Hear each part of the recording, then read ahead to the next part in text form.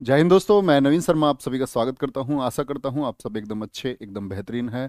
सभी प्यारे बच्चे, सभी प्यारे भाई बहन एक बार बताएंगे आप सब कैसे हैं। सभी बच्चों का एक बार रिस्पांस देखना चाहूंगा, आप सब कैसे हैं। निशांत, यामिनी, यूपी पुलिस, आजाद, सोनम, सतीश, राहुल, नेहा, अभिषेक, अमित यादव जी, दिशा, संदीप, हिमांशी। बहुत बढ़िया, बहुत शानदार स्वागत है बच्चे सभी लोगों का। आप लोग एक बार क्लास को सभी प्यारे दोस्त लाइक और शेयर कर दोगे। और आप सभी जानते हैं कि हम पिछली दो क्लासेस में बच्चे सिंधु घाटी सभ्यता के बारे में पढ़ चुके थे। सिंधु घाटी सभ्यता से भी पहले हमने पढ़ा था आपका मैंने बताया था इतिहास को हम तीन भागों में विभाजित करते हैं। जैसे एक था प्रागैतिहासिक काल, फिर था आधे ऐतिहासिक काल, फिर था ऐतिहासिक काल। और प्रागैतिहासिक काल को हमने स्टोन एज में डिवाइड किया था, पुरापाषाण काल, मध्य पाषाण काल और नव पाषाण काल। ऐसे ही आदि ऐतिहासिक काल में हम पढ़ रहे थे बच्चे आपका सिंधु घाटी सभ्यता। और आज जो ये हम वैदिक सभ्यता पढ़ेंगे ये भी आधि ऐतिहासिक काल का हिस्सा होगा। ठीक है। तो आशा करता हूं पिछली दो क्लासेस आप लोगों को बहुत अच्छे से समझ में आई होंगी। एक बार थम्स अप करके बताएंगे कि पिछली दो क्लास आपकी तैयार हैं। और बच्चे जब आप स्टूडेंट होते हैं तो आपको एक चीज तय कर लेनी होगी कि आप जब नई क्लास में जाएंगे तो उससे पहले आपको खुद से एक वादा करना होगा। आप पिछली क्लास को कम से कम 10 मिनट लगते हैं बच्चे रिवाइज करने में, तो आप 10 मिनट एटलीस्ट उसको पढ़ करके क्लास में आएंगे। ये प्रॉमिस आप लोग करेंगे। और आज का जो लेक्चर है बहुत अच्छा लेक्चर होने वाला है। बहुत अच्छा सा, बहुत प्यारा सा लेक्चर है बच्चे, जिसमें आपके सीखने के लिए बहुत कुछ होगा और जहां से परीक्षा में प्रश्न भी बहुत कुछ आते हैं। तो ठीक है, शुरू करते हैं। एक बार लिखेंगे वी आर रेडी। और बच्चे शुरू करते हैं। इतिहास में आज हम पढ़ने वाले हैं आपका वैदिक सिविलाइजेशन को, वैदिक सभ्यता को। तो पहले थोड़ा सा एक ओवरव्यू आप लोग ले लीजिए, पहले समझ लीजिए चीजें क्या हैं। तो मैंने बताया बच्चे सिंधु घाटी सभ्यता थी। तो सिंधु घाटी सभ्यता आपकी, उसके पतन का कारण क्या था। मैंने बोला कि फ्लड आई होगी, कोई बाढ़ आई होगी। बाढ़ की वजह से, क्योंकि वो सब नगर क्या हैं, वो दफन मिले हैं, तो कहा जाता है कि भाई वहां नदियों में बाढ़ भी बहुत आती थी और बाढ़ ही कारण रही उसके विनाश का। ठीक है, सबसे प्रमुख कारण जो है। तो जब ये विनाश हो गया तो इसके बारे में बात आई कि ये जो वैदिक सभ्यता, नाम आप देखते हैं बच्चे सीधा सीधा आपको दिखता होगा वेद शब्द लिखा हुआ है। यानी कि वेद से जो सभ्यता आई है, कहां से।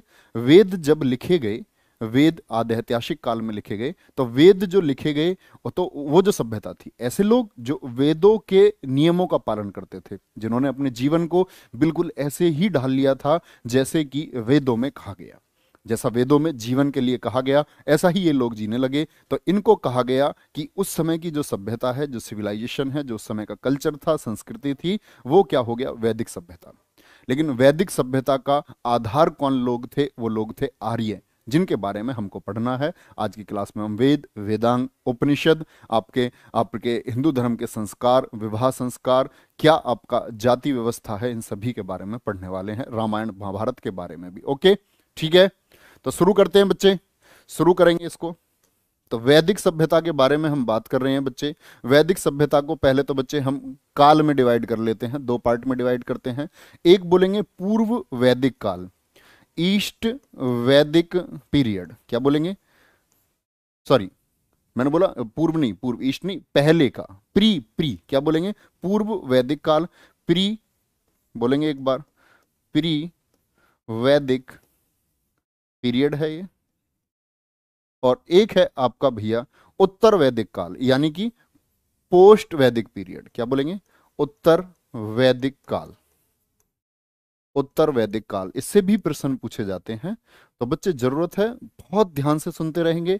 जो चीजें जितनी मैं बोर्ड पे नोट करता हूं इतनी ही चीजें आप भी नोट किया करो। और अगर कुछ लिखना होगा तो मैं आपको बता दूंगा कि भैया ये भी लिख लो। ठीक है। अगर हम बात करते हैं प्री वैदिक पीरियड की, तो ये था आपका 1500 BC to 1500 BC to 1000 BC, यानी कि 500 वर्षों का जो ये काल था। अच्छा बच्चे, 1500 बीसी की बात अगर मैं करूं, आज के समय से कितने सौ साल पहले की बात मैं कर रहा हूं, बोलेंगे कितने 100 साल पहले की बात मैं कर रहा हूं। 1500 बीसी, सभी बच्चे जवाब देंगे, सभी बच्चे जवाब देंगे। ठीक है। तो यही बात आती है, फिर करते हैं पोस्ट वैदिक पीरियड। ये था हमारा 1000 बीसी से लेकर के 1000 बीसी से लेकर के आपका 600 बीसी तक का। बीसी मतलब बिफोर क्राइस्ट, ये बातें मैं आपको समझा चुका हूं। 3600 की बात कर रहा हूं, सन 3600 की, यानी 2100 तो अभी चल रहा है आपका। 2100 नहीं बोलेंगे बच्चे, ऐसे बोलेंगे 2021 चल रहा है, लगभग आप बात कर सकते हैं 2000 और 1500, तो कितना हो गया, 3521 साल पहले की बात मैं कर रहा हूं। ठीक है, कोई दिक्कत तो नहीं। कुछ बच्चों ने 2000 में से घटा दिया है 500, ऐसा नहीं है भैया। तो ये 500 वर्षों का जो काल है, तो ये पूर्व वैदिक काल, उत्तर वैदिक काल। पूर्व वैदिक काल किसको बोलेंगे बच्चे, जिसमें रचना हुई आपकी ऋग्वेद की। किसकी, ऋग्वेद की रचना इसी समय हुई। तो कई बार पूछा जाएगा ऋग्वेद की रचना किस काल में हुई थी, पूर्व वैदिक काल में या आपका उत्तर वैदिक काल में, कुछ भी पूछ सकता है आपसे, पूछ देगा प्रागैतिहासिक काल में हुई, तो क्या जवाब देंगे, हमेशा पूर्व वैदिक काल में।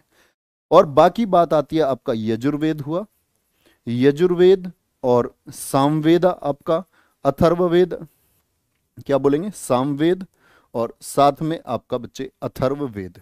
इनकी जो रचना है, अथर्ववेद, इनकी रचना हुई है आपकी उत्तर वैदिक काल में। कहाँ रचना हुई है, सभी बच्चे बोलेंगे उत्तर वैदिक काल में इनकी रचना हुई है। ठीक है सर जी, 2 दिन से ऐप में लाइव क्लास क्यों नहीं चल रही है बच्चे। ऐप में क्या होता है कि जब बच्चों की स्ट्रेंथ बहुत ज़्यादा होती है तो ऐप थोड़ी सी दिक्कत करता है। अब उन लोगों के सामने वो कमियां पहुंच चुकी हैं, तो ऐप की कमियां ये सब दूर हो जाएंगी। मैक्सिमम 1 दिन लगेगा इसमें, आज के बाद की क्लास सब एकदम सुचारू रूप से चलेंगी। और बहुत सारे बच्चों का क्वेश्चन है कि जी प्रैक्टिस सेशन आप लोगों ने बोला था यूट्यूब पर कराएंगे, तो बच्चे 1 तारीख से प्रैक्टिस सेशन रेगुलर होगा, हिंदी का भी, जीएस का भी, आपका मैथ का भी, रीजनिंग का, सभी सब्जेक्ट्स का प्रैक्टिस सेशन 1 तारीख से होगा। टाइम टेबल आपको बता दिया जाएगा, है ना। तो यहां तक की बात में कोई दिक्कत तो नहीं भैया, किसी को बोलेंगे कोई भी दिक्कत नहीं है जी। तो पूर्व वैदिक काल वो है जिसमें ऋग्वेद की रचना हुई। और बच्चे याद रख लेना, वैदिक सभ्यता का जो निर्माण करता है, नोट करेंगे, ये वैदिक सभ्यता, लोग तो होंगे ना पक्का, या सभ्यता बिना लोगों के तो होती ही नहीं है। तो वैदिक सभ्यता के जो निर्माण करता है, जो इनको बच्चे डिजाइन किया, जो ये जो कल्चर था ये डेवलप किया जिन लोगों ने, वो लोग कौन हैं, उन्हीं लोगों को करते हैं हम आर्यों ने। क्या बोलेंगे, आर्यों ने वैदिक सभ्यता का निर्माण किया था। अब बहुत सारे प्रश्न दिमाग में निकल के बच्चों के आते हैं, जी आर्य कौन है, क्या है आर्य। तो बच्चे पहली बात तो कभी ये मत सोचना कि आर्य कोई जाति है। ठीक है, बात समझ रहे हैं मेरी, बड़ी कठिन सी बात हो जाएगी। आर्य क्या है बच्चे, ये एक भाषा सूचक शब्द है। क्या है, एक भाषा सूचक शब्द।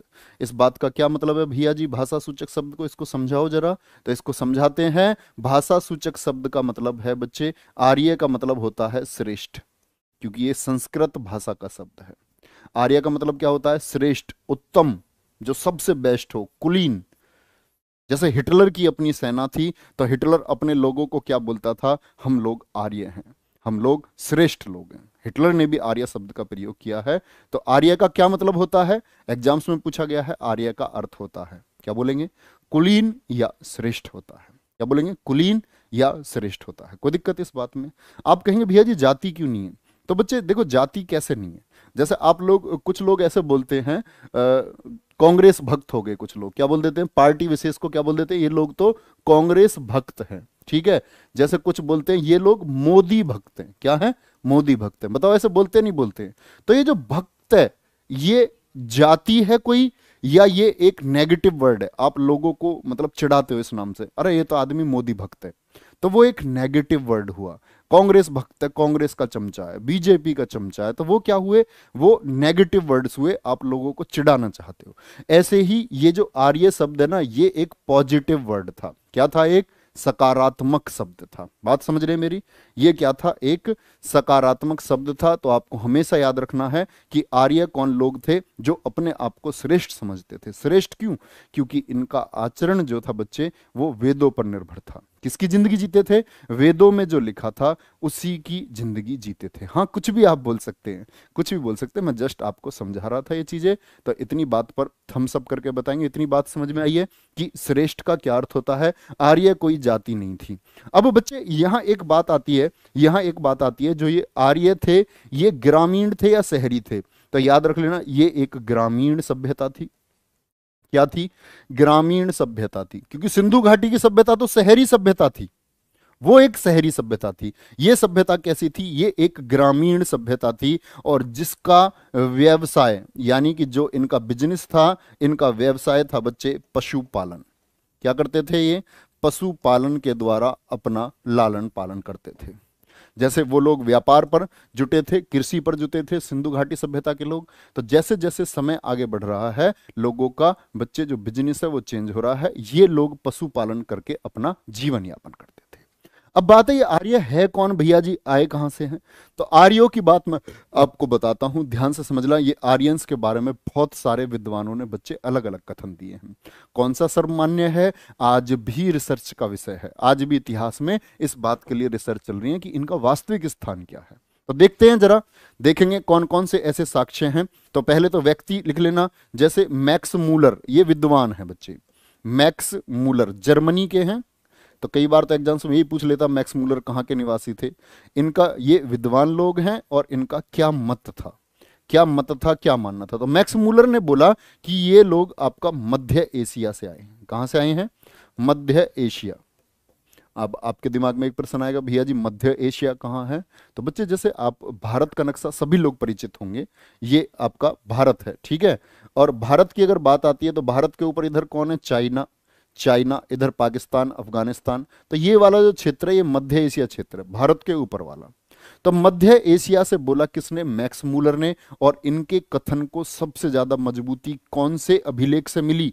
एक बोगज कोई अभिलेख, अभी थोड़ी देर में बताऊंगा बोगज कोई अभिलेख से क्यों समानताएं मिली, क्यों हम कह सकते हैं कि ये लोग मध्य एशिया के ही निवासी थे। ये सबसे ज्यादा मान्य कथन है। मैक्स मूलर जर्मन थे। कौन थे? जर्मनी के रहने वाले थे मैक्स मूलर। इन्होंने बोला मध्य एशिया के निवासी हैं। तो किससे बोला मैंने? इनकी बात को पुष्टि किससे मिली? बोगज कोई अभिलेख से। बोगज कोई अभिलेख, बोगज कोई तो स्थान था दरअसल में, और यहीं से मिला था एक आपका बच्चे कस्सी अभिलेख, बोगज कोई कस्सी अभिलेख। ये दो अभिलेख हैं जो इस बात की पुष्टि करते हैं। नोट करेंगे आप इस बात को कि मैक्स मूलर के कथन को सबसे ज्यादा मजबूती बोगज कोई अभिलेख और कस्सी अभिलेख से मिलती है। कहां से मिले हैं? बोगज कोई अभिलेख कहां से मिला? ईरान से प्राप्त हुआ। कहां से प्राप्त हुआ बच्चे? ईरान से प्राप्त हुआ था ये अभिलेख। आप अब बच्चों के दिमाग में आएगा भैया जी अभिलेख क्या होता है? अभिलेख का मतलब है, जैसे बच्चे पुराने किसी राजा ने, जैसे अशोक ने किसी दीवार पर, जैसे अकबर ने इंडिया में भित्ति चित्रकारी शुरू करवाई, दीवारों पर उसने चित्रकारी शुरू करवाई। तो यानी अब कुछ समय बाद अकबर के कुछ चित्र मिले दीवारों पर, उनको समझा गया। उससे पहले अशोक ने अपने अभिलेख लिखवाए तो अशोक के अभिलेख पढ़े गए। ऐसे ही बच्चे अभिलेख प्राप्त हुआ कहां से? बोगज कोई से। कहां से बोले? बोगज कोई से। तो ये ईरान से प्राप्त हुआ। कहां से? क्या बोलोगे? ईरान से प्राप्त हुआ। और क्यों समानताएं दर्शाएगी? क्योंकि इसमें 4 देवता थे। इंद्र, बोलेंगे बच्चे, इंद्र, वरुण, वरुण, मित्र, मित्र, और नाशत्य, नाशत्य देवता। और एग्जाम्स में पूछा गया, एसएससी द्वारा पूछा गया क्वेश्चन है कि जो आपका बोगज कोई अभिलेख से उनसे कौन कौन से देवताओं का जिक्र हमको मिलता है। ठीक है, ध्यान से समझना बच्चे इस बात को। तो ये जो बोगज कोई अभिलेख मिला, इससे देवताओं के जिक्र मिले, और लगभग 1400 बीसी में ये प्राप्त हुआ हमको बोगज कोई अभिलेख। 1400 बीसी।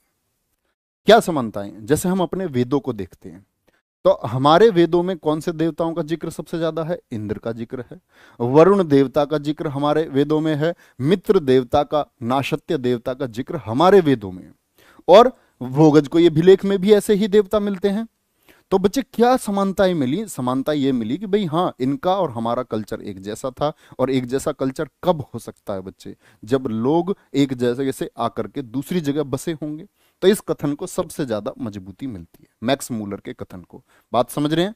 मैक्स मूलर के कथन को सबसे ज्यादा मजबूती मिली कि ये लोग कहां से आए थे? एशिया, मध्य एशिया से आए थे। आपसे पूछेगा बच्चे बोगज को अभिलेख कहां से प्राप्त हुआ? ईरान से। ईरान से। इसको कई बार एशिया माइनर भी लिख देता है। क्या लिख देता है इसको? Asia minor. तो उस बात से कभी कंफ्यूज मत होना, एशिया माइनर क्षेत्र यही ईरान तुर्की वाला क्षेत्र कहलाता है। एशिया माइनर भी कई बार इसको लिख देता है। ठीक है, इतनी बात क्लियर है? इतनी बात में कोई दिक्कत तो नहीं बच्चे? बोलेंगे मैक्स मूलर के कथन को सबसे ज्यादा मजबूती मिलती है क्योंकि एशिया माइनर से बेगज को यह अभिलेख जो मिला, वहां से ऐसे साक्ष्य मिले हैं कि वो लोग इंद्र, वरुण, मित्र और नाशत्य देवता की पूजा करते थे। बाल गंगाधर तिलक हैं, भारत के सभी लोग जानते होंगे, लाल बाल पाल में ऐसे बाल गंगाधर तिलक थे। बाल गंगाधर तिलक जी ने क्या कहा? बाल गंगाधर तिलक जी ने बोला कि ये लोग आए थे उत्तरी ध्रुव से, नॉर्थ पोल से। अरे भैया, इतनी ठंड से आए होंगे उत्तरी ध्रुव से। क्यों? कथन क्यों मिला? ऐसा क्या था? दरअसल में जो बच्चे एक ग्रंथ है ईरान का, अवेस्ता ग्रंथ, मेरी बात को समझना, बड़ी छोटी सी बात है। अवेस्ता ग्रंथ है, उस अवेस्ता ग्रंथ में भी क्या जिक्र मिला है? 6 महीने का तो दिन और 6 महीने की रात। भाई आप सभी जानते हो उत्तरी ध्रुव जो है ये आपका, जब आप पोल्स पढ़ते होंगे ज्योग्राफी में, तो उत्तरी ध्रुव पर भी 6 महीने का दिन और रात, और दक्षिणी ध्रुव पर भी 6 महीने का दिन और रात।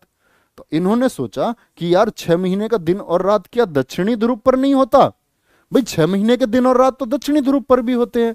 तो ये तो बात गड़बड़ की हो गई कि उत्तरी ध्रुव इन्होंने कह दिया। तो इस बात को बहुत ज्यादा आपका बच्चे ये मान सकते हैं प्रमाणित नहीं है, क्योंकि भैया उत्तरी ध्रुव पर ही थोड़ी है, दक्षिणी पर भी है। बोलो होगा कि नहीं? हाँ या ना? हाँ या ना बोलो एक बात को। फिर बात में आई, बाल गंगाधर तिलक ने उत्तरी ध्रुव का कथन दिया। ऐसे ही हुए आपके दयानंद सरस्वती। दयानंद सरस्वती, दयानंद सरस्वती जी ने क्या बोला? इन्होंने बोला ये लोग तिब्बत के निवासी थे। कहाँ के? तिब्बत के निवासी थे। तो ये कुछ कथन है बच्चे, इनके बारे में कभी मत भूलना, कभी मत भूलना। और बच्चे अब बात आ जाती है आर्यों की प्रमुख बात की। आर्यों की भाषा कौन सी थी? आर्यों की भाषा थी संस्कृत। सभी प्यारे बच्चे एक साथ बोलेंगे, आर्यों की भाषा क्या थी? आपकी संस्कृत भाषा थी। ठीक है, आर्यों की भाषा क्या थी? संस्कृत। कोई दिक्कत इतनी बात में? आर्यों का आगमन तिब्बत से माना गया है। बच्चे ऐप डाउनलोड करने का लिंक देखेंगे आप, बच्चे इनको लिंक दे दो ना भाई, भानु लिंक प्रोवाइड कर दो। देखो प्ले स्टोर से ऐप डाउनलोड नहीं हो पा रहा है, पिन यहां भी मिल जाएगा, कमेंट सेक्शन के बाद में मिल जाएगा, आप उस लिंक पर क्लिक करके वो डाउनलोड कर सकते हो। ठीक है, अब बात आती है आर्यों की भाषा तो संस्कृत हो गई, हमें यह भी आइडिया हो गया आर्यों के आने का सबसे ज्यादा मान्य कथन कौन सा है। मान्य कथन कौन सा है? तो वो है मैक्स मूलर का, मध्य एशिया से आए। ठीक है, अब बात आती है बच्चे आर्यों का जो समाज था वो कैसे बटा हुआ था। आर्यों का समाज कितने भागों में? आर्य जो समाज था, जो आर्यन सोसाइटी थी, वो डिवाइडेड थी किसमें? 5 पार्ट्स में। कितने पार्ट्स में बोलेंगे? 5 पार्ट्स में। तो बोलेंगे आर्यो आर्य समाज जो था, जो आर्यंस सोसाइटी थी, समाज 5 भागों में विभक्त था। 5 भागों में विभक्त था। ठीक है, कैसे 5 भागों में विभक्त था? क्या था इनके यहां बच्चे, इस बात को समझेंगे। सबसे पहले जो छोटी इकाई हुआ करती थी, छोटी इकाई हुआ करती थी कुल। कुल जिसको हम परिवार भी बोलते हैं, जैसे आपका परिवार हुआ। ठीक है, कुल को मिलाकर के फिर बनता था बच्चे एक गांव। क्या मिलता था? गांव मिलता था। ठीक है, गांव को मिलाकर के फिर एक विश्व बनता था। गांव मतलब विलेज हो गया। विश्व आप बोल सकते हैं कि जैसे आज के टाइम में हम किसी खंड को या ब्लॉक को बोल दें, जैसे ब्लॉक बनता है बहुत सारे गांवों को मिला करके। विश्व के बाद में बच्चे बनता था आपका जन। क्या बोलेंगे? जन। जैसे कि हम बोलें कि आज एक जिला बन गया, और उसके बाद में बच्चे फिर राज्य, यानी कि तब बनता था इसमें राष्ट्र। कोई दिक्कत इस बात में? बोलेंगे एक बार? ठीक है जी, बोलेंगे बच्चे। अब इनके बारे में मैं आपको बता देता हूं। बच्चे आर्य कहाँ के निवासी थे? मैंने बोला ना, बहुत से विद्वानों का कथन है कि भारतीय जाति थी, भारत में ही थी, लेकिन मैंने बताया सबसे ज्यादा माना गया कथन कौन सा, इसके बारे में कोई स्पष्ट प्रमाण नहीं है। तो अब यहां इस बात पर आएंगे, कुल का जो मुखिया था, जो इनके मुखिया थे ना, मुखिया, उन मुखिया को क्या बोलते थे? कुल का मुखिया होता था कुलप। क्या बोलते थे इसको? कुलप या कुलपति बोलते थे। ग्राम का जो मुखिया होता था, जैसे आज ग्राम प्रधान होता है, उस समय होता था आपका ग्रामणी। ठीक है, विश्व का मुखिया यानी खंड स्तर पर जो होता था उसको बोलते थे हम विश्वपति। जन वाले को हम बोलते थे बच्चे जनपति। और राष्ट्र वाला जो मुखिया होता था, जो सबसे बड़ा पद था, वो हुआ करता था राष्ट्र यानी राष्ट्रपति, जिसको हम राजा कहते थे। राजा कहते थे। ठीक है, क्या बोलेंगे? जिसको हम राजा कहते थे। कोई दिक्कत इस बात में? इतनी बात में कोई दिक्कत? बच्चे, एक बच्चा पूछ रहा आर्यों ने भारत में किस प्रकार से प्रवेश किया था। बच्चे जैसे जैसे आप इतिहास पढ़ते जाओगे ना, मैं बताऊंगा आपको, जो भी विदेशी भारत में आएंगे वो सब खैबर दर्रे से होकर आएंगे मैक्सिमम। एक गोमल दर्रे का जिक्र मैं इतिहास में आगे आगे करता रहूंगा, और एक खैबर पास होगा, खैबर दर्रे से होकर के आर्य भारत में आए थे। ये सब बातें आप जान जाओगे, परेशान नहीं होना है, बस इतनी बात समझो जो मैं आपको बता रहा हूं। आगे बढ़ें, यहां तक की बात समझ में आई हो तो आगे बढ़ें, एक बार बोलेंगे बच्चे। एक बच्चा पूछ रहा है यस जैन, ग्राम क्या है? बच्चे आप भारत में रहते हो, गांधी जी का एक कथन है, गांधी जी ने कहा है कि भारत जो है वो गांवों में निवास करता है। तो आप ग्राम के बारे में भी नहीं जानते, गांव किसको बोलते हैं। मैं विलेज भी बोल रहा हूँ, है, ग्राम प्रधान भी बोल रहा हूँ। क्या आप ज्यादा ज्यादा शहरी हो क्या, न्यूयॉर्क के हो या लास वेगास में रहते हो कि गांव का नाम ही नहीं सुना तुमने? चलो, यहां तक कोई दिक्कत? ठीक है भैया, आगे बढ़ते हैं। छोटी छोटी चीजें हैं बच्चे। 5 वर्गों में ये बटे हुए थे। 5 वर्ग कौन कौन से हैं? कुल, कुल से बड़ी इकाई, कुल को मिलाकर के बनता था गांव। गांव को मिलाकर के आपका विश्व बनता था। विश्व को मिलाकर के जन, जैसे कि हम जनपद डिस्ट्रिक्ट बोलते हैं। और उसके बाद में फिर इनका राज्य का निर्माण होता था। ठीक है, कोई दिक्कत इस बात में? कोई भी दिक्कत नहीं होनी चाहिए। अच्छे बच्चे को कोई दिक्कत नहीं होनी चाहिए। मुझे नहीं लगता जो बच्चा सीखना चाह रहा होगा और ध्यान से सुन रहा होगा, उसको इतनी सी रंच मात्र, बोलते हैं ना, रंच मात्र, मामूली सी भी दिक्कत नहीं होगी, बिल्कुल नहीं हो सकती। ठीक है, एक बार जोर लगा के क्लास को शेयर और लाइक कर दिया करो भाई।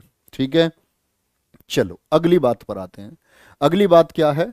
जो ये ऋग्वेदिक काल हो गया, मैंने बोला आर्य वो लोग हैं जो वैदिक सभ्यता को जीते थे, यानी वेदों की सभ्यता को जीते थे। तो इसी समय इनकी जो सभ्यता थी, इनके समय पर किन चीजों को क्या कहा जाता था? तो सबसे महत्वपूर्ण प्रश्न बनते हैं ऋग्वेदिक कालीन नदियों के नाम। यानी कि जो आर्य लोग थे उस समय का जो काल क्या हो गया? वो ऋग्वेदिक काल हो गया बच्चे। ऋग्वेदिक कालीन नदियों के नाम। अब मैं आपसे क्वेश्चन पूछूंगा, जो बच्चे पहली बार पढ़ रहे हो इन चीजों को वो नोट्स बनाते रहेंगे, और जिनके फिंगर टिप्स हो चुकी हैं ये चीजें, या पुराने नोट्स जिनके पास हैं, वो फेर बदल उन्हीं नोट्स में करते रहो बच्चे। ऐसा नहीं है हर बार नए नोट्स बनाओगे, नहीं, इतिहास बदल थोड़ी जाएगा, बताओ। चलो, क्या बोलेंगे? ऋग्वेदिक कालीन नदियों के नाम। जैसे मैं इधर तो बता रहा हूं बच्चे आपको, नदी का नाम बताऊंगा इधर, और तुम्हें बताना है उसका पुराना नाम, क्योंकि पुराना नाम ही पूछा जाता है। पुराना नाम बताना है। मुझे बताओ, जो काबुल नदी है इसका पुराना नाम क्या है? काबुल नदी जो है इसका पुराना नाम क्या है? जैसे कि आपकी सिंधु हो गई, सिंधु का पुराना नाम क्या है? दोनों के जवाब देंगे बच्चे। काबुल, बहुत बढ़िया, बहुत बढ़िया भाई, बहुत बढ़िया। इसका पुराना नाम था कुभा। क्या बोलेंगे? कुभा। तो सिंधु नदी का पुराना नाम था सिंध, जिसको हम हिरथ भी कहते थे। हिरथ, आगे बताऊंगा मैं, सिंधु को हिरण्य भी कहते थे, क्योंकि सबसे ज्यादा पवित्र तो इन लोगों ने सरस्वती को माना था, लेकिन जो इनके बच्चे महत्व की नदी थी, महत्व की नदी थी, बात समझेंगे यहां से, महत्व की नदी थी। अगली बात पर आएंगे बच्चे। सबसे पहले भारत में कौन आए? बच्चे बताता रहा हूं मैं, आर्य आए थे। अब अगर तुम ऐसे मध्य, आप नए इतिहास में पहुंचोगे तो उस समय मैं आपको बताऊंगा पुर्तगाली आए थे। काहे को आप बार बार परेशान हो रहे हो, हैं? इतना परेशान क्यों हो रहे हो? देखो, जब जब आपका ध्यान बहुत ज्यादा कमेंट सेक्शन पे चला जाएगा ना, तब तब आप सिलेक्शन से दूर होते जाओगे। जो बात मैं आपको बता रहा हूं, इस बात को अभी समझे बच्चे। सारी बात ना नोट कराऊं ना, मांसाहारी थे, शाकाहारी थे, आगे क्यों जा रहे हो? थोड़ा सा वेट करो, थोड़ा सा, हल्का सा। इसके बाद नहीं बोलूंगा मैं आपसे, इसके बाद में आपकी मर्जी, आप जो चाहें बोलते रहें। मैं आपसे रिक्वेस्ट करता हूं, आप क्लास को बहुत ध्यान से पढ़ा करो, समय बिल्कुल भी व्यर्थ मत करो अपना। काबुल, कुभा, सिंधु, सिंध बोलते हैं इसको। झेलम का पुराना नाम क्या था? झेलम का पुराना नाम वितास्ता। राजा पुरु और सिकंदर के बीच युद्ध होगा, जिसको वितास्ता का युद्ध या झेलम का युद्ध। यूनानी नाम में इसको बोलते हैं वितास्ता को, हाइडे स्पीज। ठीक है, एक है आपका बच्चे इसी में, जैसे सुवस्तु नाम हो गया, ये सुवस्तु नहीं बोलते हैं, सुवस्तु नहीं, तो हम इसमें नाम बोलते हैं। जैसे स्वात नदी हो गई, स्वात नदी, स्वात घाटी सुना होगा आपने, स्वात नदी सुनी होगी, इसका पुराना नाम क्या था? सुवस्तु नाम था। क्या नाम था? सुवस्तु नाम था। जैसे चिनाब की बात करते हैं हम, चिनाब नदी का पुराना नाम क्या था? ये था अश्किनी। ये बहुत महत्वपूर्ण है, इंपॉर्टेंट मार्क करना बच्चे इनको, कि चिनाब नदी का पुराना नाम क्या था? ये नाम था आपका अश्किनी। ठीक है, गंडक नदी, जो गंडक नदी बहती है, इसका पुराना नाम क्या था? गंडक का पुराना नाम था सदा नीरा। क्या बोलेंगे? शदा नीरा पुराना नाम था। जैसे द्वशदती नदी बोलते हैं हम, द्वशदती, तो द्वशदती ये पुराना नाम है किसका? घग्गर का पुराना नाम है। ठीक है, देखो ये मैंने थोड़ा उल्टा लिख दिया है, घग्गर आज का नाम है, द्वशदती ये पुराना नाम है। ठीक है, रावी का पूछे बच्चे, रावी का पुराना नाम क्या था? परुषपणी। क्या बोलेंगे? परुषणी भी बोल देते हैं कई बार, और परुषपणी नदी भी आपको लिखने को मिलता है। गोमती नदी का पुराना नाम? लखनऊ। गोमती नदी के किनारे लखनऊ वाले बच्चे जानते होंगे। इसका पुराना नाम गोमती नहीं था, गोमल नाम हुआ करता था। ऐसी जो व्यास नदी बहती है इसका नाम था विपाशा। क्या बोलेंगे? विपाशा नदी। और बच्चे जो सतलज थी, सतलज थी, इसका पुराना नाम था शतुद्री। क्या बोलेंगे? सतुद्री नदी इसका पुराना नाम था। जैसे एक नदी है आपकी कुर्रम, ये भी नोट करना, कुर्रम नदी का पुराना नाम क्या था? वो था किरमू। कुर्रम नदी का पुराना नाम क्या था? किरमू था। ठीक है, ये बहुत इंपॉर्टेंट है बच्चे, एक बार नोट कर लेंगे सारे प्यारे बच्चे, और मुझे थम्स लेकर के बताएंगे कि हाँ जी ये लिख चुके हैं। ठीक है, ये वेदों के नाम है बच्चे, ऋग्वेदिक कालीन नदी। ठीक है। आर्यों से पहले भारत में कौन रहता था? आर्यों से पहले भारत में बच्चे जो खोज हुई है, सिंधु घाटी सभ्यता के लोग थे। और सिंधु घाटी सभ्यता के लोग जो रहते थे कहाँ से आए, उसी में बहुत सारे कथन है कि वो लोग बहुत सारे आर्यंस आए थे, उससे पहले भी लोग आते रहे। उससे पहले की अगर मैं बात करूं तो उससे पहले तो आदि मानव ही होंगे बच्चे, जिनका कोई साक्ष्य भारत में नहीं मिलता है। अभी हम आर्यों के बारे में साक्ष्य नहीं जुटा पा रहे हैं, उससे पहले के लोगों के बारे में क्या साक्ष्य जुटाया होगा? आप मेरी बात शायद सुन नहीं पा रहे हैं। मैंने बोला इनके बारे में ही रिसर्च चल रही है। ठीक है, चलो भाई, इतनी बात पर कोई दिक्कत? इतनी बात पर कोई दिक्कत किसी को? अब बात आती है ऋग्वेदिक कालीन समाज की, बाकी बातें करेंगे बच्चे। ठीक है, अब आ जाओ, इनकी जो सोसाइटी थी, इनके समाज की क्या विशेषता थी? समाज की विशेषताएं, समाज की विशेषताएं। ठीक है, क्या इनकी पहचान थी सोसाइटी की? तो हम बोलेंगे जो समाज था ना इनका। अच्छा मुझे बताओ, सिंधु घाटी सभ्यता में जो मैंने आपको बताई थी सोसाइटी, वहां पैट्रियार्ची थी या मैट्रियार्ची थी? यानी मातृ सत्तात्मक समाज था या पितृ सत्तात्मक समाज था? सभी प्यारे बच्चे जवाब देंगे। बिल्कुल, नीतीश माथुर एकदम बहुत अच्छा लिख रहे हैं। गुरुजी सतलुज वाला नहीं दिख रहा है बच्चे, सतुद्री है, फिर से लिख देता हूं, कोई बात नहीं। सतलुज वाला क्यों नहीं दिखेगा? बोल तो रहा हूं मैं, सुनाई तो दे रहा होगा तुमको। नहीं, सतलुज का होता है बच्चे शतुद्री। अब तो दिख गया होगा ना। चलो, समाज तो इनका समाज जब पुराने समय पर समाज था आपका बच्चे मात्र सत्तात्मक, लेकिन जैसे जैसे समय आगे बढ़ता रहा, आर्य लोग आ गए, तो आर्यों का समाज कैसा हो गया? वो हो गया आपका पितृ सत्तात्मक। क्या बोलेंगे? पितृ सत्तात्मक। यहां तक कोई दिक्कत? समाज क्या हो गया आपका? पितृ सत्तात्मक हो गया। भाषा में आपको बता चुका हूं बच्चे, क्या भाषा थी इनकी? संस्कृत भाषा ये बोलते थे। कौन सी भाषा थी? संस्कृत भाषा बोलते थे। शाकाहारी और मांसाहारी दोनों थे। एक बच्चा भी कमेंट पूछ रहा था 5 मिनट पहले, तो याद रख लेना, आर्य लोग शाकाहारी और मांसाहारी दोनों थे। दोनों थे, वेज और नॉन वेज दोनों खाते थे, दोनों थे। ठीक है, अगली बात पर आएंगे बच्चे। इनका जो बोलेंगे प्रमुख देवता कौन थे? प्रमुख देवता, प्रमुख देवता थे इनके इंद्र। कौन थे? इंद्र। अब यहां एक फैक्ट आता है कि पहले जो उत्तर वैदिक काल था, उत्तर वैदिक काल में पूजा होती रही इंद्र की, लेकिन याद, सॉरी पूर्व वैदिक काल, सॉरी मैं गलत बोला। जैसे पूर्व वैदिक काल चलता आ रहा था, तो पूर्व वैदिक काल में पूजा होती रही इंद्र देवता की, लेकिन जैसे ही उत्तर वैदिक काल आया तो याद रख लेना, ये जो प्रजापति पर शिफ्ट लोग हो गए। किन देवता पर? पहले लोग पूजा करते रहे इंद्र देवता की, लेकिन जैसे ही आपका बच्चे उत्तर वैदिक काल आया, क्या आया? उत्तर वैदिक काल, तो प्रिय देवता कौन हो गए थे? उत्तर वैदिक काल के प्रिय देवता पूछे तो प्रजापति। आर्यों के समय के प्रमुख देवता पूछे तो इंद्र। पूछे पूर्व वैदिक काल के प्रमुख देवता कौन थे तो इंद्र होगा। क्या करेंगे? ठीक है, बहुत बढ़िया, यहां तक आएंगे अगली बात पर। प्रमुख देवता इंद्र हो गए, यहां तक कोई दिक्कत? किसी भी बच्चे को कोई दिक्कत नहीं होनी चाहिए। अब बच्चे बात आती है कि इनके यहां गाय को क्या कहा जाता था? गाय को ये बोलते थे अघन्या, क्योंकि ये बहुत इंपॉर्टेंट पर्सन है। गाय को बोलते थे अघन्या। अघन्या का क्या अर्थ है? ऐसा पशु जिसकी हत्या नहीं करनी चाहिए, जिसका मांस नहीं खाना चाहिए। तो आर्यों ने क्या बोला? अघन्या। अघन्या कौन है? वो है आपका गाय। ठीक है, मरुस्थल को, जो आपका रेगिस्तान था बच्चे, सॉरी मरुस्थल जो था आपका रेगिस्तान, जिसको आप डेजर्ट बोलते हैं, मरुस्थल को इन लोगों ने बोला धन्व। तो पूछा जाएगा कि आर्यों के समय पर या आपका पूर्व वैदिक काल में, पूर्व वैदिक काल में मरुस्थल को क्या कह करके पुकारा गया है? समुद्र, यानी ये इनके पर्यायवाची हैं, आप एक तरीके से समझ सकते हैं। समुद्र को क्या बोला गया? समुद्र को बोला गया पारावत, क्योंकि ये समुद्र का पर्यायवाची है, पारावत बोला गया।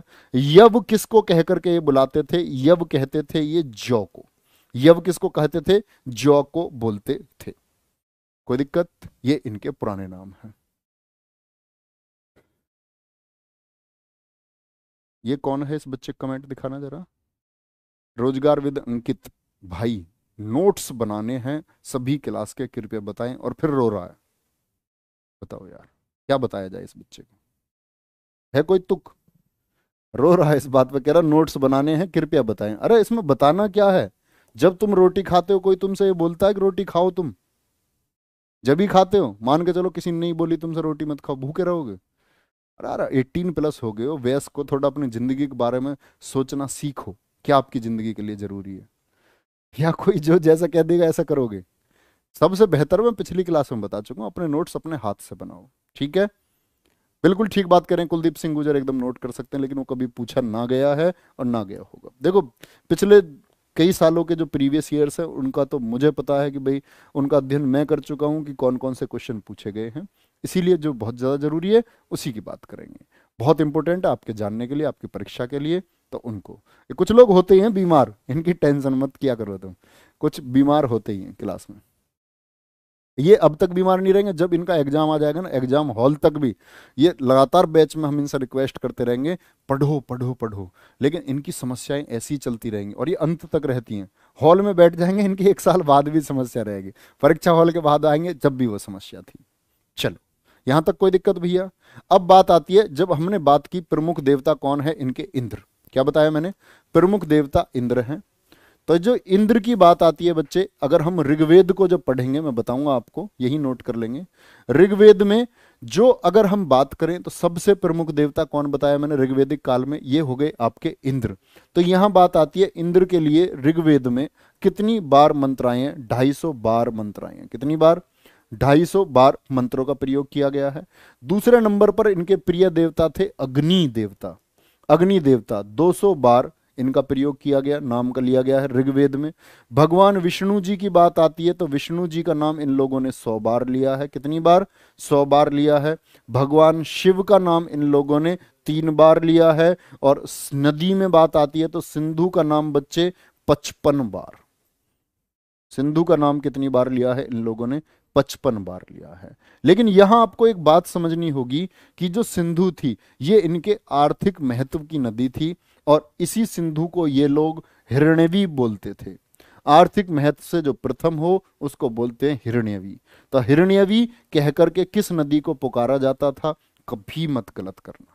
क्या बोलेंगे? कभी मत गलत करना। हिरण्यवी कह करके किसको? सिंधु को बुलाया जाता था बच्चे। यही बात आती है यमुना नदी के बारे में। यमुना नदी के बारे में 3 बार बताया गया। गंगा नदी के बारे में ऋग्वेद में सिर्फ 1 बार। तो मैं अब आपसे एक बात पूछूं कि भैया भैया जैसे सॉरी, सिंधु के बाद में मैं एक चीज मिस कर गया यहाँ। एक चीज मैं आपसे पूछूंगा, ध्यान से देखना। सरस्वती नदी का इन्होंने 50 बार जिक्र किया है। कितनी बार आया ऋग्वेद में? यानी पूरे, जैसे आप किताब है कोई, आप किताब पढ़ रहे हैं, महाभारत आप पढ़ रहे हो, तो महाभारत में भगवान श्री कृष्ण ने धनंजय बोला होगा ना, ऐसे बोला होगा पार्थ, तो कितनी बार पार्थ कह दिया? ऐसी बात, ठीक है? तो ये कितनी बार बोला। लेकिन सबसे महत्वपूर्ण बात पर अब आ जाओ, सबसे बच्चे पवित्र नदी कौन सी थी? सबसे पवित्र नदी कौन सी थी? हर एक बच्चे का कमेंट चाहूंगा, क्योंकि मैं क्लास में आज भी बता चुका हूं, आज भी बता चुका हूं बच्चे। बोलो फटाफट।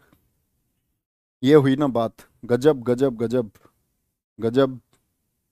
सरस्वती नदी ये कौन थी? इसको मार्क करके लिख लेना। ऋग्वेदिक काल की सबसे पवित्र नदी मानी गई है आपकी, सबसे पवित्र नदी है बच्चे सरस्वती नदी। कौन सी नदी है? सरस्वती नदी सबसे पवित्र नदी मानी गई है। चलो भैया, आगे बात आती है, आगे बात आती है। जो बता रहा हूं बच्चे वो नोट करते रहें, सब कुछ महत्वपूर्ण है, ऐसा नहीं है कुछ छोड़ना है, नोट करना है। जो मैं लिख रहा हूं इतनी देर में आप भी लिख सकते हैं, बहुत अच्छे से लिख सकते हो। Very good. क्लास के नोट्स बनाए कि नहीं बनाए? बनाओ बच्चा, बनाओ, नोट्स बनाओ। फिर बोलता हूं अपने हाथ से जो नोट कर लोगे वो सबसे बेहतरीन होगा। सबसे बेहतरीन होगा, सबसे विशेष होगा बच्चे वो जो आप अपने हाथ से नोट करोगे। ठीक है, तो अब हम बात करते हैं वैदिक साहित्य की। जो वैदिक लिटरेचर है बच्चे, वैदिक साहित्य की बात करेंगे। और वैदिक साहित्य में वैदिक लिटरेचर आपको कैसे मिलता है। तो इसमें सबसे पहले हम बात करेंगे किसकी, उपनिषद की। किसकी बात करेंगे, उपनिषद की बात करेंगे। चलो भाई, क्या बोलेंगे, उपनिषद। उपनिषदों की संख्या कितनी है बच्चे, बोलेंगे एक बार, उपनिषदों की संख्या कितनी है। उपनिषद, अब पहले मैं ये सारी चीजें समझा दूं दरअसल में है क्या उपनिषद। उपनिषद का मतलब होता था बच्चे, उप प्लस निषद, निषद। उप मतलब होता है आ, और निषद मतलब होता था बैठ।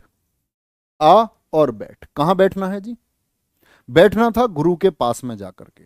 कोई भी एक शिष्य गया और गुरुजी से ज्ञान प्राप्त करने गया, तो एकांत में, कहा, एकांत में, एकांत में गुरु ने उसको आत्मा, परमात्मा, जीव आदि का जो ज्ञान दिया, ब्रह्म ज्ञान जो उसको दिया, वही उपनिषद कहलाता है। कोई दिक्कत, एकांत में। ये परिभाषा लिखने मत लग जाना अब एकांत में, इसका मतलब है उपनिषद, क्योंकि एसएससी द्वारा पूछा गया क्वेश्चन है। उपनिषद का अर्थ है निकट आकर बैठना, निकट बैठकर ज्ञान प्राप्त करना। ठीक है, उपनिषद बोलते हैं उपनिषद।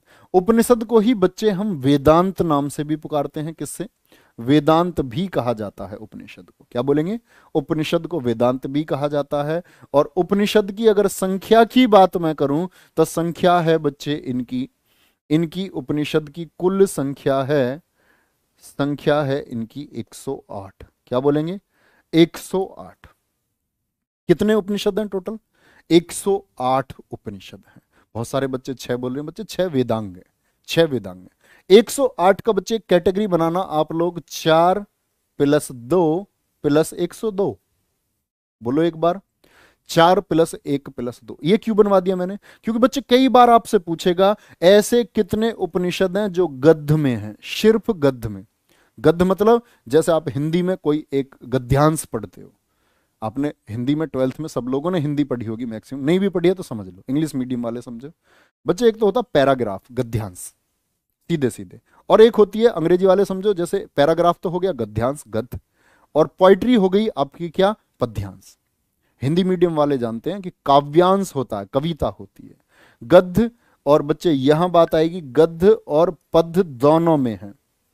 ऐसे कितने उपनिषद हैं जो गद्य और पद्य दोनों में हैं, 2 हैं। ऐसे कितने उपनिषद हैं जो सिर्फ गद्य में हैं, किसमें, ओनली, ठीक है, क्या बोलेंगे, सिर्फ गद्य में हैं। और 102 कैसे हैं, ये सिर्फ पद्य वाले हैं, पोइट्री टाइप हैं, सिर्फ पद्य में हैं। ठीक है, अब यही बात आती है सिर्फ गद्य में कौन कौन से हैं। तो गद्य में मैंने बताए 4 हैं, कठ, ईश, श्वेताश्वर। कठ उपनिषद हो गया आपका, ईश उपनिषद हो गया, ठीक है, श्वेताश्वर उपनिषद हो गया। क्या हो गया, श्वेताश्वर उपनिषद हो गया। और आपका यहां हो गया मैत्रायणी। क्या बोलेंगे, मैत्रायणी उपनिषद हो गया आपका बच्चे, किसमें, ये हो गए आपके सिर्फ गद्य में। अगर पद्य की बात करते हैं तो पद्य में सिर्फ 2 हैं, एक तो पर्शियन उपनिषद हो गया और एक हो गया आपका केन उपनिषद। क्या बोलेंगे, केन उपनिषद। ये 2 उपनिषद ऐसे हैं जो गद्य और पद्य दोनों में है। ठीक है, सिर्फ पद्य में कितने हैं, 102, यानी बाकी के सारे 102 कैसे हैं। तो ये संख्या कई बार पूछी जाएगी, वेदों में पूछी जाएगी, आपसे पूछ लेगा ऐसा कौन सा वेद है जो गद्य और पद्य दोनों में। बहुत महत्वपूर्ण क्वेश्चन बनता है। ठीक है, वेरी गुड, यहां चलेंगे आगे। तो बच्चे इसमें बात आई, उपनिषद होता है गुरु के पास बैठ करके ज्ञान प्राप्त करना, उसकी बहुत सारी शाखाएं हैं। अब इससे फैक्ट कौन कौन से बनते हैं, ये तो हुई ज्ञान की बात। अब आते हैं इसमें से फैक्ट कौन से बनते हैं। सबसे बड़ा उपनिषद कौन सा है, सबसे बड़ा उपनिषद कौन सा है। 108 उपनिषदों में से सबसे बड़ा उपनिषद जो है वो है आपका बच्चे वृहदारण्यक। क्या बोलेंगे, वृहदारण्यक। अरण्यक, अरण्यक एक पर्यायवाची शब्द है जंगल का। क्या बोलेंगे, वृहदारण्यक उपनिषद। ठीक है, अब ये नोट करने वाली चीजें हैं, नोट करेंगे, वृहदारण्यक उपनिषद।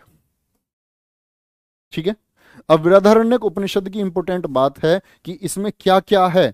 इसी में है बच्चे आपका याज्ञवल्क्य, जो दुनिया का सबसे बुद्धिमान व्यक्ति था और सबसे विदुषी महिला, विद्वान याज्ञवल्क्य को माना गया है, और सबसे जो आपकी विदुषी महिला थी गार्गी, इन दोनों का संवाद है, बातचीत है। गार्गी ने प्रश्न पूछे, जैसे उसने बोला दुनिया में जो सबसे श्रेष्ठ आदमी है वो गायों को खोल करके ले जाए, तो याज्ञवल्क्य ने बोला ठीक है गायों को खोल लो, लेकिन इधर से गार्गी खड़ी हुई, उसने बोला नहीं, पहले मेरे प्रश्नों के जवाब दो। ठीक है, तो ये जो संवाद हुआ याज्ञवल्क्य और गार्गी का, ये बृहदारण्यक उपनिषद में बताया गया है। इसी में बताया गया है बच्चे तमसो मां ज्योतिर्गमय, तमसो मां ज्योतिर्गमय, बहुत अच्छा श्लोक है, बहुत जगह आपने देखा होगा बच्चे। तमसो मां ज्योतिर्गमय, क्या बोलेंगे? बहुत सारे बच्चे बोल देते तुम सो जाओ मम्मी, मैं ज्योति घर चला जाऊंगा। नहीं, तमसो मां ज्योतिर्गमय। तमस जो शब्द है ये पर्यायवाची है आपका अंधेरे का, अंधेरे से मुझको प्रकाश की तरफ ले चलो। अस्तो मां सदगमय, मुझको असत्य से सत्य की तरफ ले चलो। समझ रहे हो?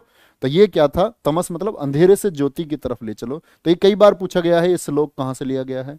ओम जो शब्द है, ओम शब्द कहां से लिया गया है, ओम शब्द को कहां से लिया गया है? तो क्या बोलोगे? बृहदारण्यक उपनिषद से लिया गया है, सबसे बड़ा उपनिषद बृहदारण्यक उपनिषद। अब बच्चे बात आती है सबसे छोटा उपनिषद कौन सा है, तो छोटा बोलना मांड्यूक्योपनिषद। मांड्यूक्योप निषद जो है ये सबसे छोटा उपनिषद है। मांडू याद रख लेना, सिर्फ मांडू छोटा, ठीक है। जैसे हम पढ़ते हैं आपका एक मुंडकोपनिषद, बोलो मुंडकोपनिषद से क्या लिया है हमने? मुंडकोपनिषद से हमने क्या लिया है? तो यहां से हमने लिया है बच्चे सत्यमेव जयते को, भारत का आदर्श वाक्य। सत्यमेव जयते, सत्य की ही सदैव विजय होती है, ये भी उपनिषद से लिया गया है। और यही मैं आपको हमेशा बताता हूं, कठोपनिषद कभी मत भूलना। कई बार एसएससी द्वारा पूछा गया है, स्टेट एग्जाम्स, बीपीएससी यूपीपीएससी परीक्षा द्वारा पूछा गया बच्चे, ठीक है। जीवन भर अविवाहित रहने वाली महिला को क्या बोलते थे? अमाजू बोलते थे बच्चे, अमाजू। मैं टेस्ट ले रहे हो क्या मेरा? है ये डाउट, ये सही में है बच्चे?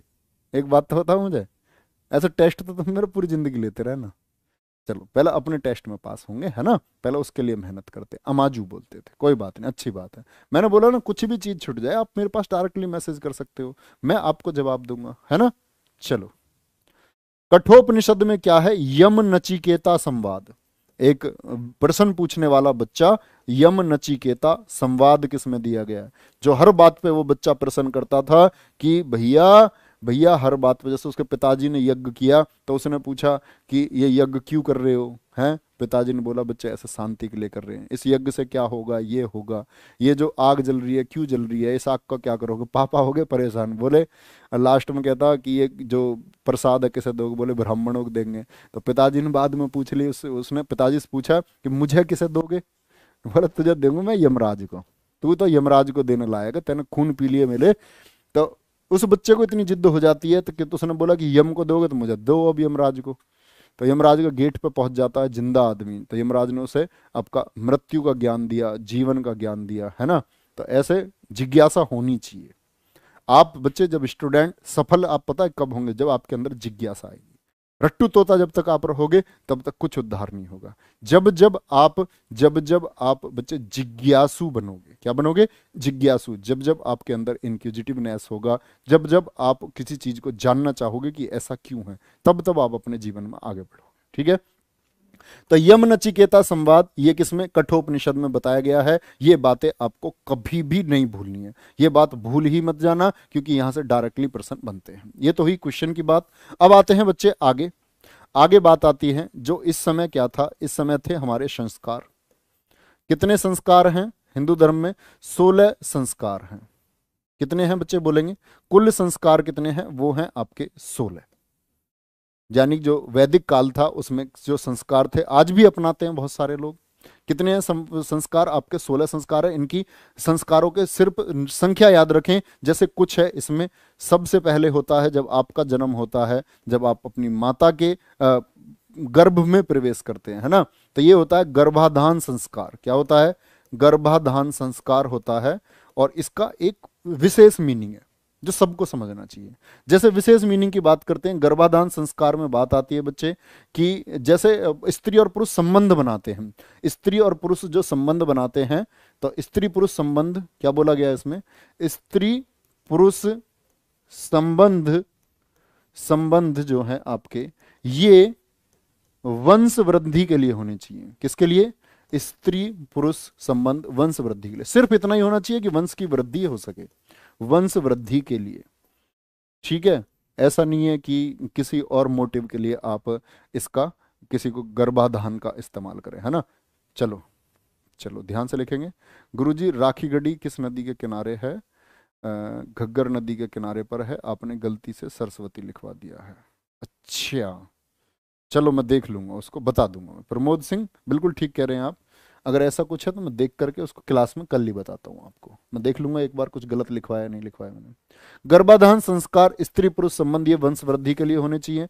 एक होता था पुंसवन संस्कार।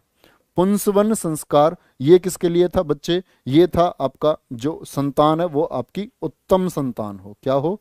उत्तम संतान हो। प्रमुख नाम बता रहा हूं आपको, नोट कर लेना इनको। और ये पुंसवन संस्कार होता था 3 महीने के अंदर। जैसे आप गर्भ में पहुंचे माता के 3 महीने हो चुके हैं तो फिर पुंसवन संस्कार कर लिया। एक होता था जात कर्म संस्कार। क्या? जात कर्म संस्कार ये होता था जब बालक को शहद और घी चटाया जाता है। क्या? बालक को शहद और घी चटाया जाता है, यानी बच्चे के होने के बाद में। एक होता है फिर आपका नामकरण, जब बच्चे का नाम रखा जाता है। क्या होता है? नाम रखा जाता है। इसको तो सभी जानते हो, दावत होती है जिस दिन, है ना। फिर होता था निष्क्रमण संस्कार। क्या? निष्क्रमण संस्कार। निष्क्रमण संस्कार बड़ा इंपॉर्टेंट है, निष्क्रमण संस्कार, ठीक है।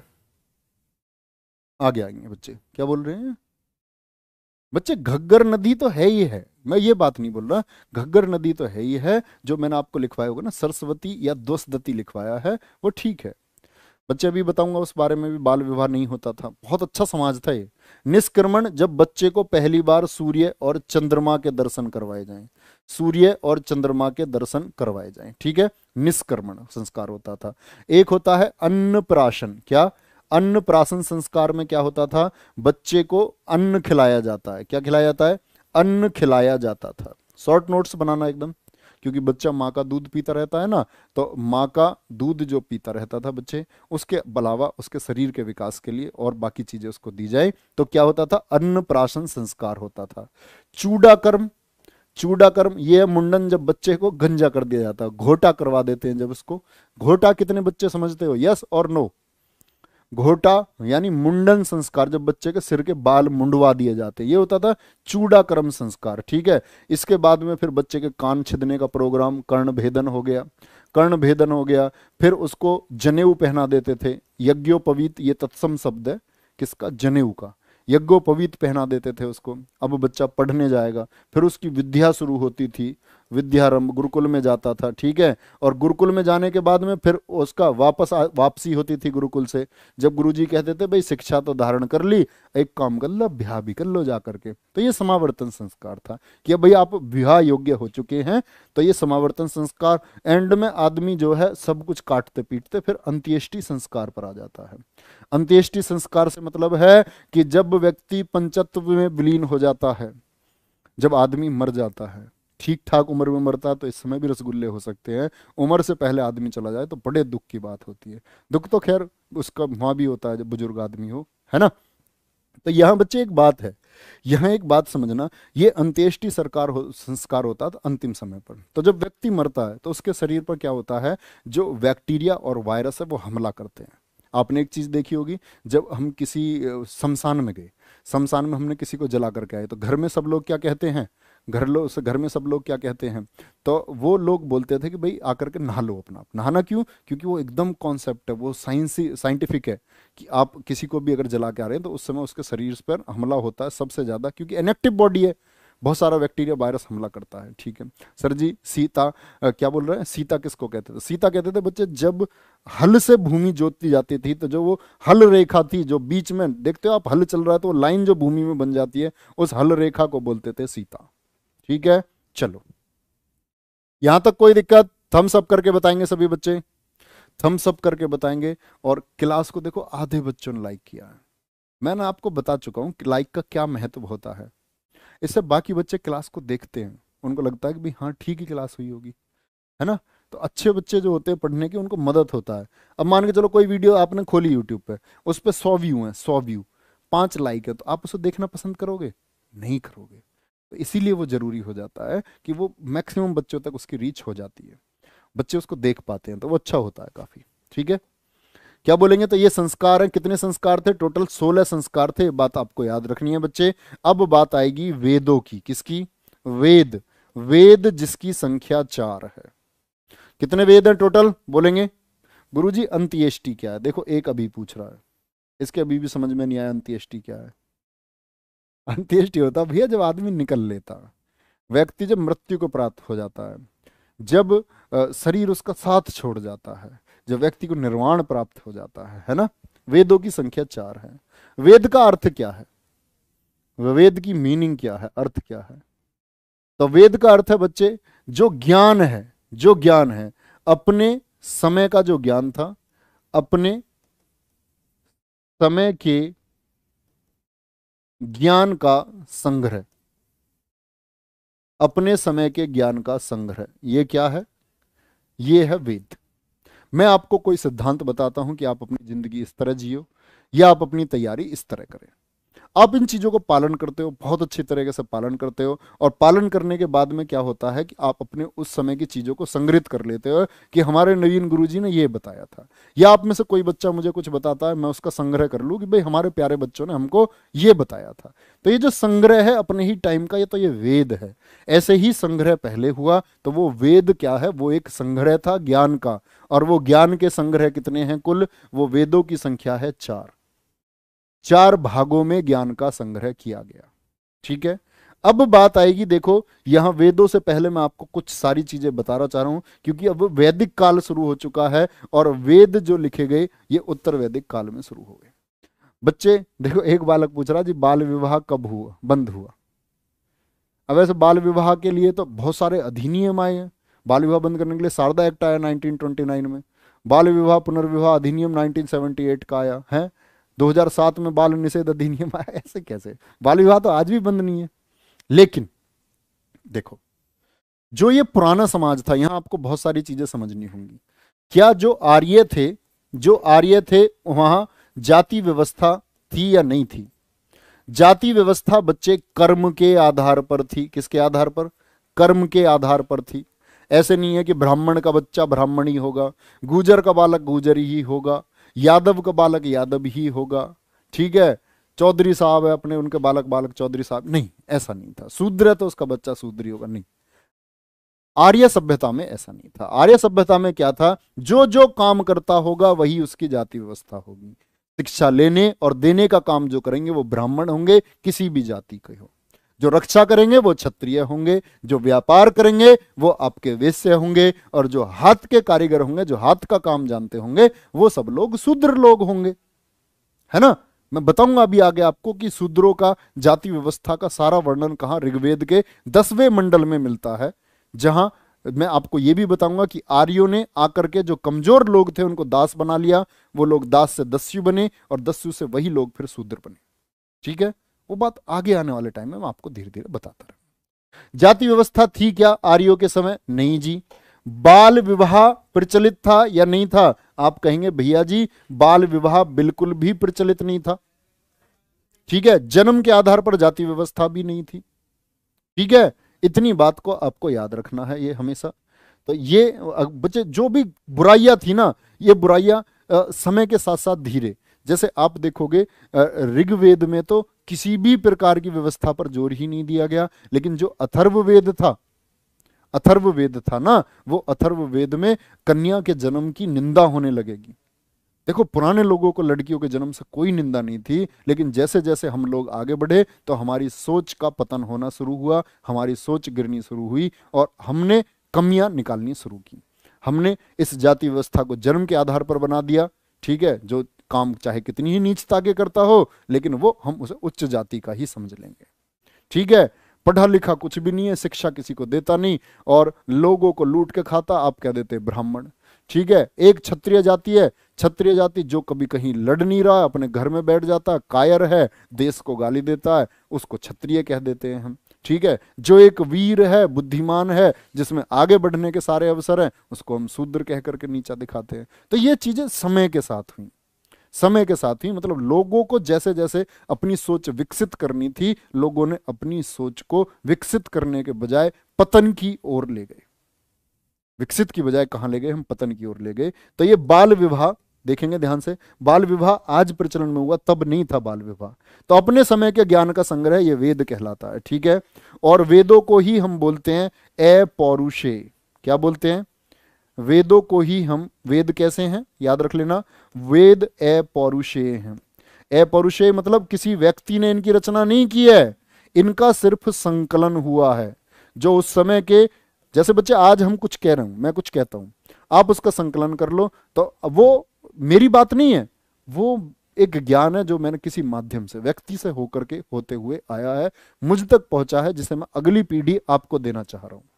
तो अगली पीढ़ी आपको देता हूं। तो बच्चे जो संकलन है, वो संकलन किया है इसका कृष्ण द्वापायन, कृष्ण क्या बोलेंगे, कृष्ण द्वैपायन वेद व्यास ने, द्वापायन वेद व्यास ने इस संकलन को किया है। वेद व्यास इनका नाम नहीं था, वेद व्यास नाम दिया गया। व्यास जैसे गणित में आप लोग पढ़ते होंगे, व्यास डायामीटर, एक छोर से दूसरे छोर को जो जोड़ दे वही व्यास है। ठीक है।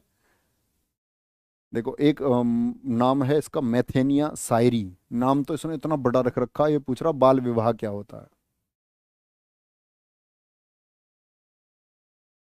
चलो क्या बोलेंगे, संकलन किसने किया? ये किया था कृष्ण द्वैपायन वेदव्यास ने। इसके बाद में बच्चे वेदों के बारे में जो कुछ भी है, कल की क्लास में हम इसको खत्म कर देंगे, चारों वेदों के बारे में, इनसे बनने वाले क्वेश्चन, और कल ही मैं आपको क्वेश्चन प्रैक्टिस भी कराऊंगा। ओके, इस बात में कोई दिक्कत तो नहीं? क्योंकि अभी जो टॉपिक पढ़ना था वो आगे तक पढ़ना था हमने, तो उसके क्वेश्चन इसी में रह जाएंगे, आप लोग अभी जवाब नहीं दे पाएंगे क्योंकि आप लोगों ने अभी पढ़ा ही नहीं है। सब कुछ बात कर रहे होंगे। ओके, अभी ज्योग्राफी की क्लास होगी तो आप लोग उससे जुड़ेंगे। अपना ध्यान रखें, बहुत अच्छे से पढ़ते रहें। Okay, take care, bye bye, जय हिंद, जय भारत। क्लास के बाद में जरूर बताएं बच्चे क्लास आपको कैसी लगी, और भी कोई समस्या है तो आप कमेंट सेक्शन में जरूर बताएं। ओके, अपना ध्यान रखें।